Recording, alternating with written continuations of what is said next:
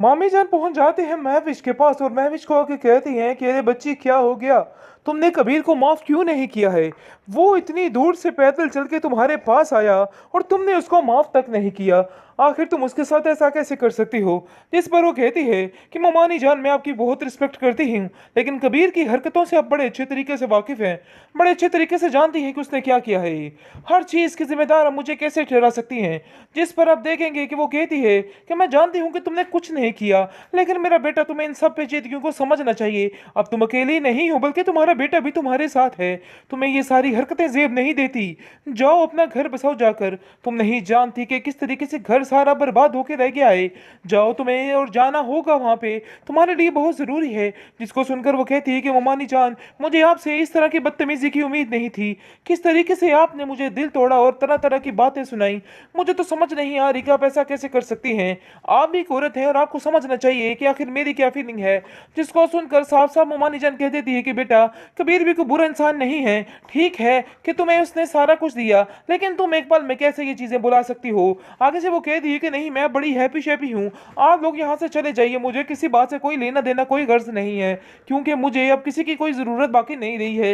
लेकिन ये आप देखेंगे कि कबीर साफ साफ कह देता है कि नहीं, मैं अब यहाँ से नहीं जाऊंगा, बल्कि तुम्हें यहाँ से लेकर ही जाऊंगा, चाहे जो मर्जी हो जाए। और अमीर की हालत दिन ब दिन बिगड़ती जा रही है और उसको समझ नहीं आ रही कि आखिर वो क्या करे। ये खसारा उसे पूरा नहीं हो पा रहा। शिवा उसको बहुत ज्यादा तसल्ली देती है और कहती है कि तुम फिक्र मत करो, सब ठीक हो जाएगा। मैं कबीर भाई से बात करूंगी, बल्कि हम मिलकर कबीर भाई से बात करेंगे, इन मसलों का हल जरूर निकलेगा। जिस पर वो कहता है कि आखिर मैं किस मुंह से जाऊं कबीर भाई के पास। कबीर भाई के पास जाने के लिए एक मुंह की जरूरत है, जो मेरा मुंह खत्म हो चुका है। अब मैं दोबारा उधर नहीं जाना चाहता। जिसको सुनकर वो कहती है कि तुमने इस तरह की हरकतें की क्यों। अगर तुम्हें पता था कि तुम कुछ नहीं कर सकते, इसके बावजूद तुमने ये सारा कुछ किया है।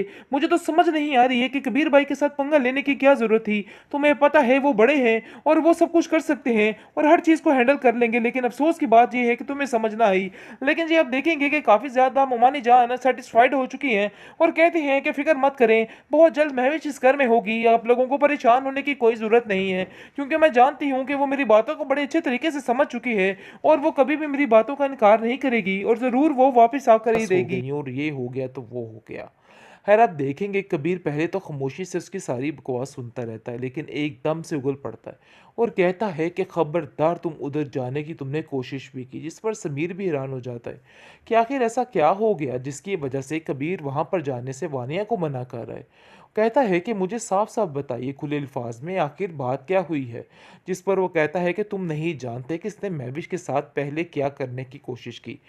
वहां जाकर इसका सारा किस्सा बयान कर देगा और कहेगा कि समीर, मैं सिर्फ और सिर्फ तुम्हारा घर बचाना चाहता था, इसकी वजह से तुम लोगों को मैंने ये सब कुछ नहीं बताया, लेकिन ये राज मेरे सीने के अंदर दफन था और आज मैंने सोचा कि मैं इसको खोल ही दूं और तुम्हें भी पता चले कि आखिर ये वानिया क्या कर रही है।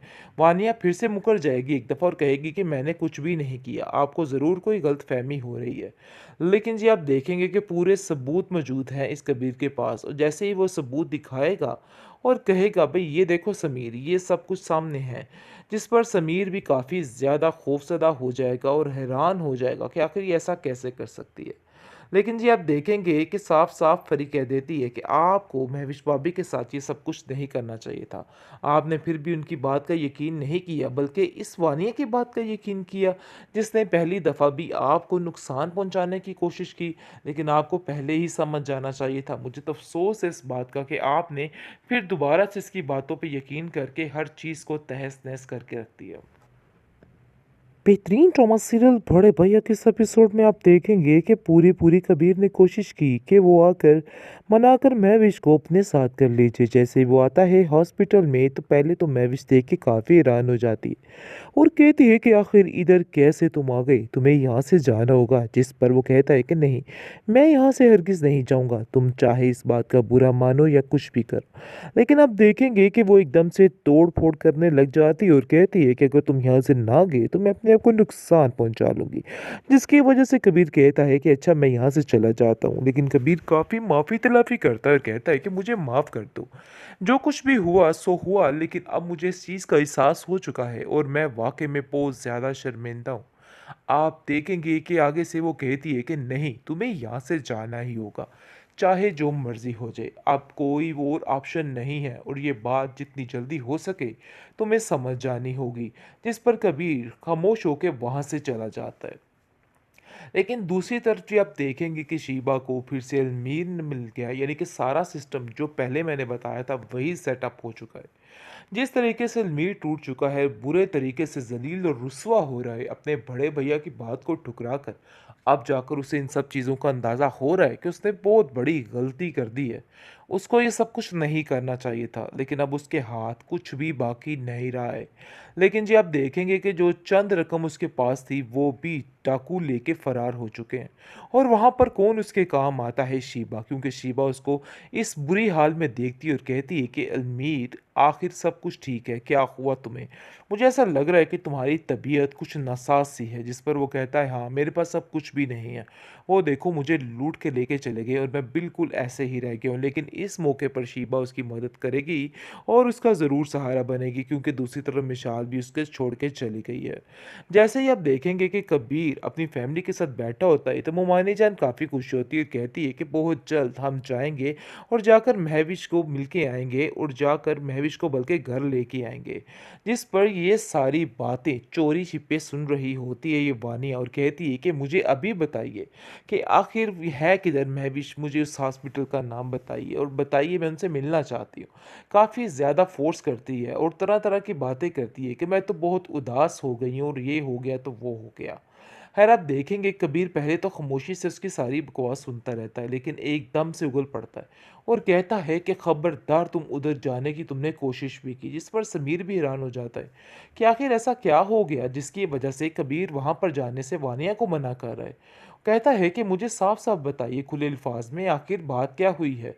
जिस पर वो कहता है कि तुम नहीं जानते कि इसने महविश के साथ पहले क्या करने की कोशिश की।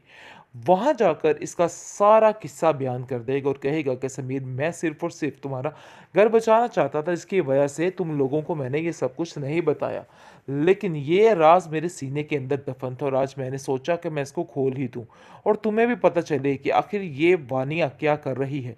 वानिया फिर से मुकर जाएगी एक दफ़ा और कहेगी कि मैंने कुछ भी नहीं किया, आपको ज़रूर कोई गलतफहमी हो रही है।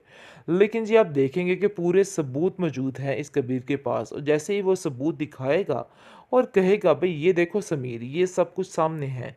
जिस पर समीर भी काफ़ी ज़्यादा खौफज़दा हो जाएगा और हैरान हो जाएगा कि आखिर ये ऐसा कैसे कर सकती है।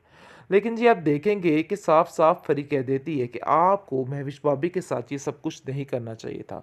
आपने फिर भी उनकी बात का यकीन नहीं किया, बल्कि इस वानिया की बात का यकीन किया, जिसने पहली दफ़ा भी आपको नुकसान पहुँचाने की कोशिश की, लेकिन आपको पहले ही समझ जाना चाहिए था। मुझे तो अफ़सोस है इस बात का कि आपने फिर दोबारा से इसकी बातों पे यकीन करके हर चीज़ को तहस-नहस करके रख दिया।